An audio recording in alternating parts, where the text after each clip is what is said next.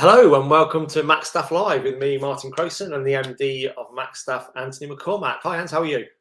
Yeah, hi Martin. Yeah, not too bad. Busy and can't complain. How about you? Yeah, good, same. And apologies to everybody for us being 2 minutes late to this, a minor technical hitch, which is now thankfully sorted out.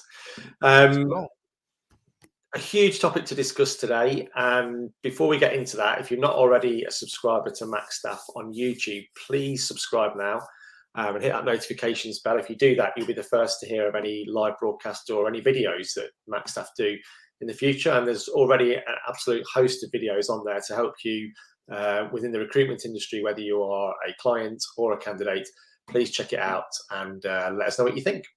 Let's get back to today, Anthony, and it's Nostradamus time. Crystal ball at the ready. Mystic Meg, they used to say. The title of today's chat is what to expect in recruitment in 2023. And although the disclaimer, don't hold us to anything that you hear over the next 15 to 20 minutes, but there's been a lot going on in the economy over the last 12 months, and that's affected recruitment. So it'd be interesting to look back, but first just have a quick look forward and give us some sort of headline thoughts of what might be coming over the next 12 months, because lots of people I'm sure would like to hear what your thoughts. Yeah, so 2023, coming off the back of, I think, what you've described as tumultuous 22, and there's just a lot of uncertainty. So predictions are difficult to make. Market's quite dynamic. You know, we've kind of had a mini budget, didn't we, that crashed the economy, and now a kind of a tightening kind of cost of living crisis and soaring interest rates and things like that. So I think it's going to be a tough year. It's going to get worse before it gets better. We're in for some pain on the individual and company side, the candidate and company side, as we go through Q1, 2, 3. But I think then we are kind of turning around and looking at growth for 24. Some key indicators are starting to improve, in terms of cost of kind of key utilities, perhaps interest rates, things like that. So it's gonna be interesting 6 months, but we've just got to kind of batten down the hatches and come out the other side, I think. Yeah. And we'll just have a look back in a little more detail at 2022, Anthony, before we go into those predictions in a bit more long term. And I know there's been a hell of a lot happening with the economy, but to try and sum that up with an obvious view to how that's affected the recruitment industry, why are you doing so? So in terms of what's been the key events in 2022, you mean, and how it's affected it as well? Yeah, and general trends for recruitment that have gone as a result of what's been going on in the economy. Obviously, the key factors like there's just not enough people in the country at the minute to fill roles. Yeah, and that's maintained. Thanks. Yeah, that's maintained throughout. That there's more jobs than candidates. So whilst we're almost certainly kind of going to be in a recession in 2023, it's kind of a different one to the 2010 kind of global financial crisis, because there's still a skills shortage there. So good people are in demand.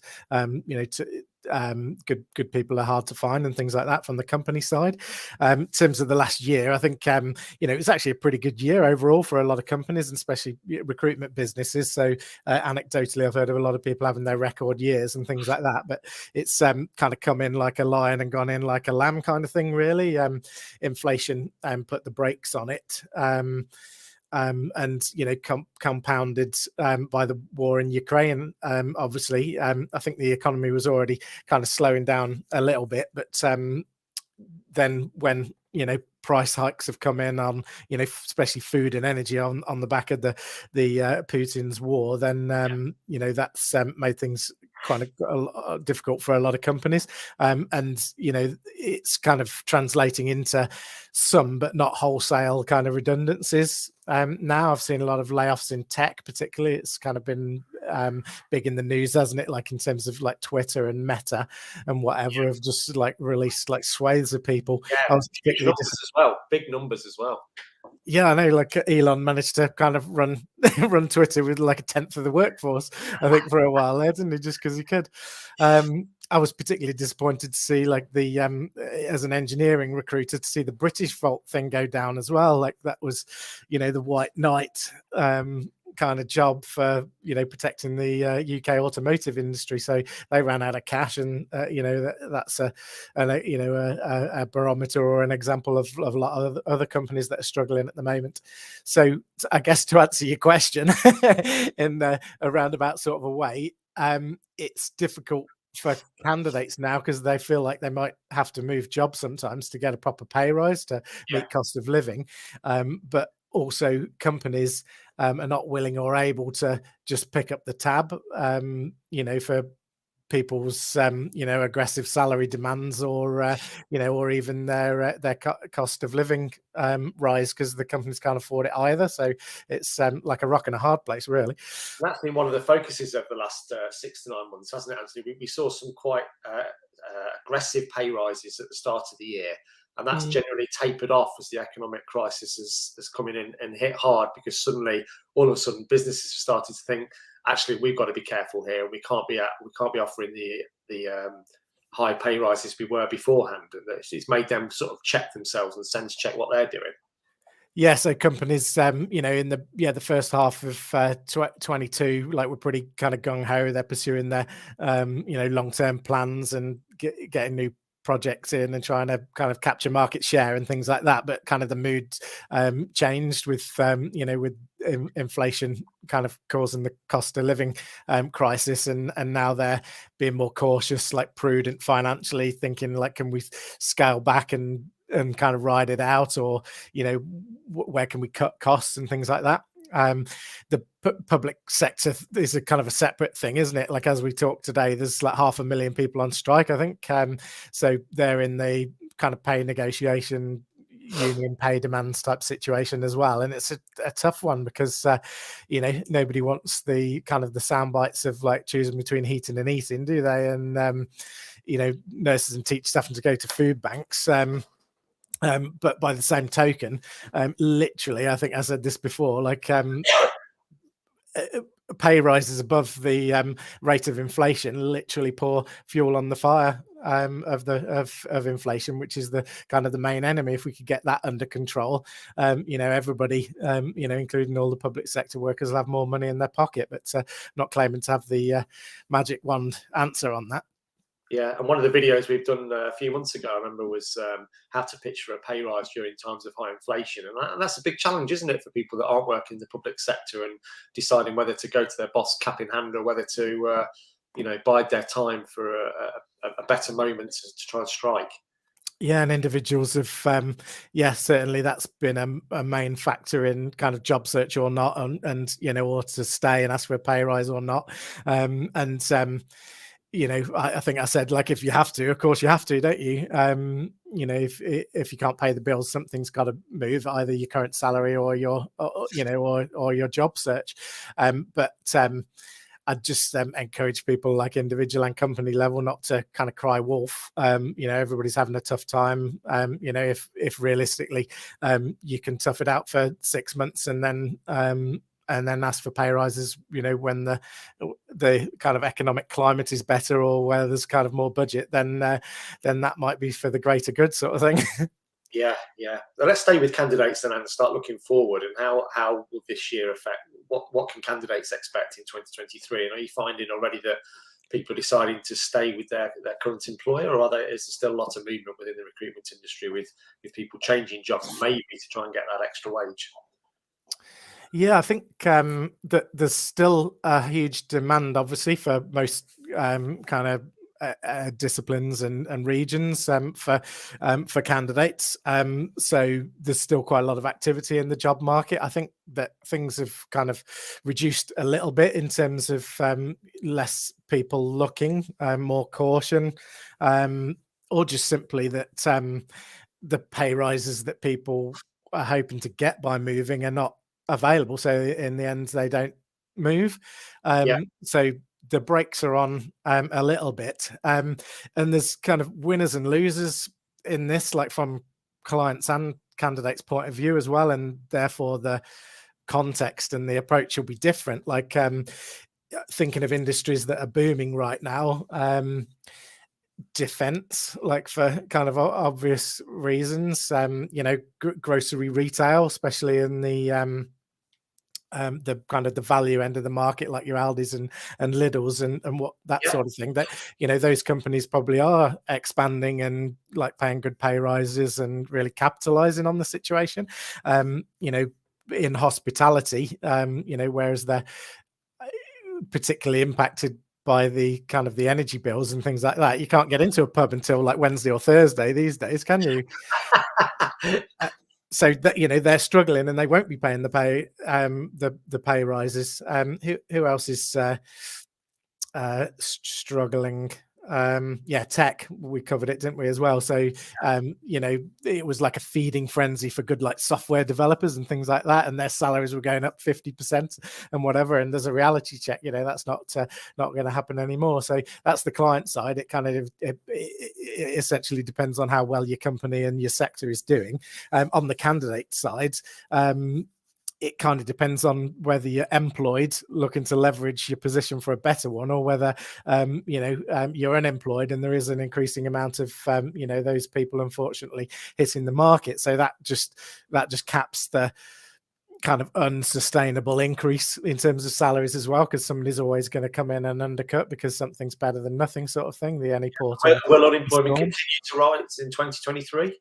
Obviously, it's just started to nudge up. Probably not, I guess, like in a meaningful or kind of a noticeable way, but there'll probably just be a lot more churn.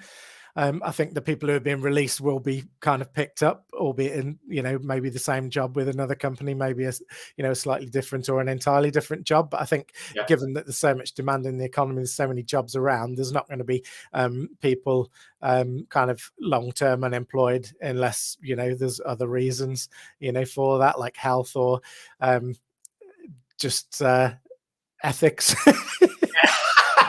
Go on, man. Tell us more. Just have it. Yeah. No, but the economic backdrop's a difficult one. I know we're getting more criticism, I think, in the UK, weren't we, from the IMF, like slapped us on the wrist again for being the lowest growth kind of major economy, and almost gave us the direct kind of opposite criticism as came after the mini budget, in that there's too much tax rises now or something. But I try not to get too drawn into the headlines and the news, which is normally kind of doom and gloom because it sells better. And we're only talking about a 0.5% contraction in the economy, which if they're wrong by 1 or 2%, it's completely moot point anyway, isn't it?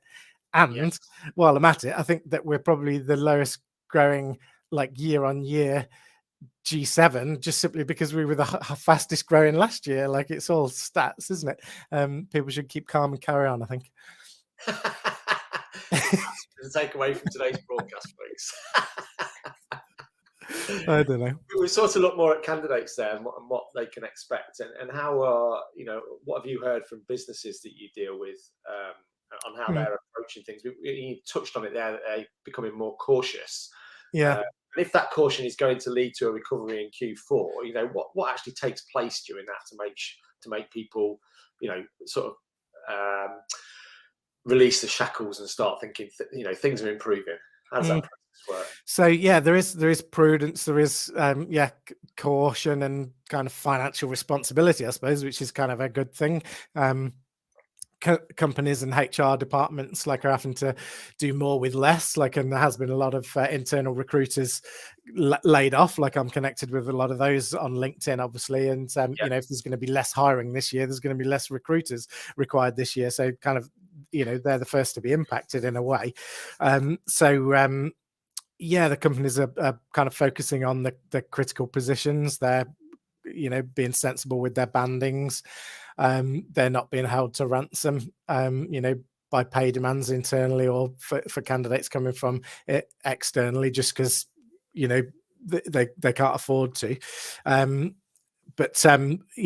Also, in terms of what you're saying, what happens in that time is that quite often they're kind of improving their processes, working on things like employer branding and candidate experience, and just kind of getting ready for when the tap comes on again and it's go time. And there's again, to use the phrase, there's always winners and losers, isn't there? And you know, a lot of kind of good ambitious companies, if they've got the money and they've got the you know, desire and wherewithal, are kind of going to catapult into, you know, expansion mode, and a recession's a good time to capture market share or acquire other companies.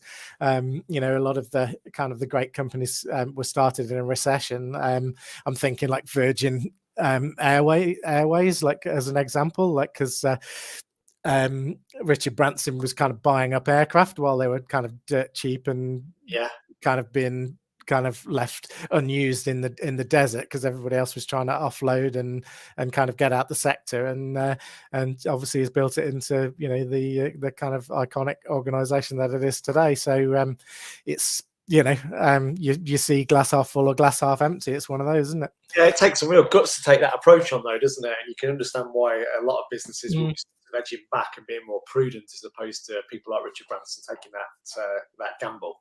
Yeah, and if you've not got the money as an individual or a company, you know, you just haven't, have you really?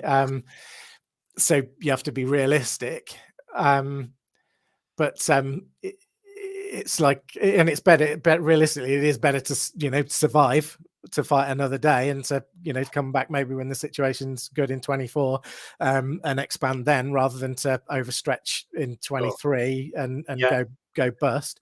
But I remember the Warren Buffett quote. It's like when everybody else gets scared, I get greedy, and when everybody else gets greedy, I get scared. So he kind of goes against the crowd in terms of the way he plays his investments in the market. And obviously, you know, a lot of wisdom from people like that. And I try and read up. Look, you can see my kind of books behind me, and I try and, you know, educate myself as to all that kind of thing.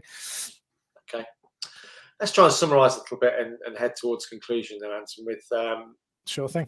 You've been doing this for 20 years now, and you're speaking to businesses all the time. Just give us a summary of how people are thinking, and align that with how you imagine 2023 to be going for the recruitment industry as a whole. You're speaking to these people on a regular basis. Are they all doom and gloom and listening to too much news, or are they like you, a bit more glass half full? And I think to hedge my bets, like it's mixed. Like it's there's winners and losers, you know, and different, in some sectors and companies are booming while others are struggling. But I think the overall kind of sentiment is kind of okay. We're kind of getting on with things. Nobody's thinking that the curtain's going to come down, like you know, with lockdowns, or that the bottom's going to completely drop out the market like the global financial crisis. You know, so I think people are confident in a kind of a strong underlying economy. It's just being kind of held back by kind of hopefully short-ish term, you know, cost inflation pressures. And the REC data comes out monthly, which is always interesting. And there's normally a difference. Like the people are more confident in their own situation, in their own company, and their own plans than they are in the overall economy. Okay. So as individual companies, there's confidence, but as the overall market, there's not, and that's just psychology. I think people are kind of overly optimistic about their own situation and overly pessimistic about the general situation. Yeah, that's really interesting, isn't it? And it just goes to show, maybe is that fueled by the amount of negative news we consume as a country, as individuals? I think it is the fear mongering and the news and the shock jocks and the kind of the strapline headlines and things like that. But yeah, I think there's a good reason to be thinking that, you know, whilst this year, probably most of this year, might be tough, that you know, there's going to be kind of dawn breaking and kind of new growth for 2024. We're going to continue with virtually full employment, which is good news, bad news in terms of, you know, skill shortage and hiring issues. But as soon as we get inflation under control, I think we'll be good to go. The signs are showing good for that. Inflation just starting to edge down, isn't it? I think so, yeah. So nobody's saying like it's peaked but I think that it has, and that's coming down, and it's been kind of pulled down by the fact that, petrol prices, oil and gas prices are already kind of dropping significantly. I think that they're already at the point that they were before the war in Ukraine. I think that the April price cap won't actually be required because the price will already be down below that.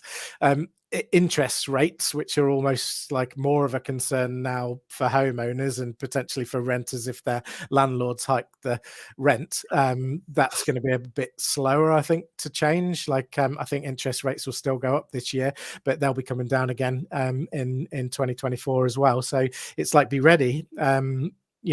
Make sure you're in survival mode, but also that you're kind of maybe smaller, but definitely more agile, so that you're ready to catch the wave. I certainly don't want to be flat-footed when the boom time comes back, because that's where we're all going to make more money, like as clients, candidates, and obviously recruiters as well. So hang in there, and good luck with next year.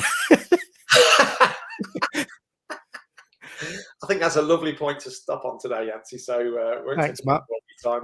Thank you very much for your insight and vision towards what's coming on, and we look forward to watching this video back in 12 months' time and seeing just how close you were. And thanks a lot for your time today. Appreciate it as ever. Thanks, guys. Folks, thanks for staying with us today and listening. As I said, if you're not already a subscriber of Macstaff, please go to YouTube and do so.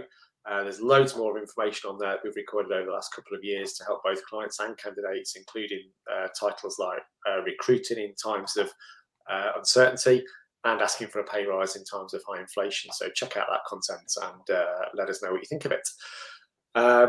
Thank you for joining us today. Macstaff's website is at www.macstaff.co.uk. You can follow Anthony on LinkedIn. We're also on Facebook.